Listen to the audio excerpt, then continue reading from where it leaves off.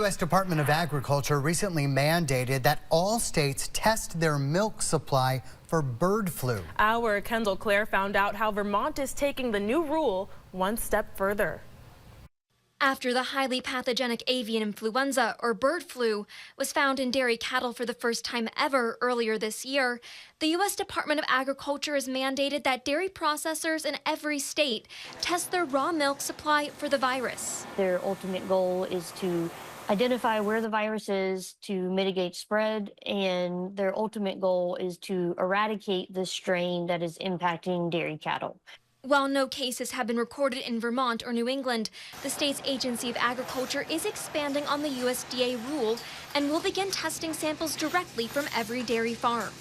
The federal government will be covering the costs. We're grateful as an agency that USDA approved our proposal that is at a higher rate of testing than the minimum to allow us to be able to provide this service. The Food and Drug Administration found that pasteurization is overwhelmingly effective in killing the virus, which means that any milk that may have been contaminated is still safe to drink. This influenza virus that's affecting cattle makes them ill in the same way a lot of flu viruses make us feel. They get fevers, they get lethargic, but what's unique to cattle is that they are decreasing how much milk they produce. If cases are found here, state ag officials will work with the farm until the cows have cleared the virus and ensure it does not spread to neighboring farms. What we do not want to happen in Vermont and what the federal government doesn't want to happen is that this virus continues to spread and that it mutates and becomes something that humans can contract and then spread to each other.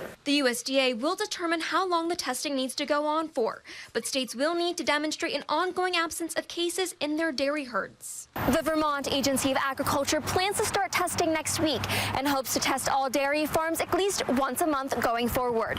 Reporting in South Burlington, Kendall Clare, Channel 3 News.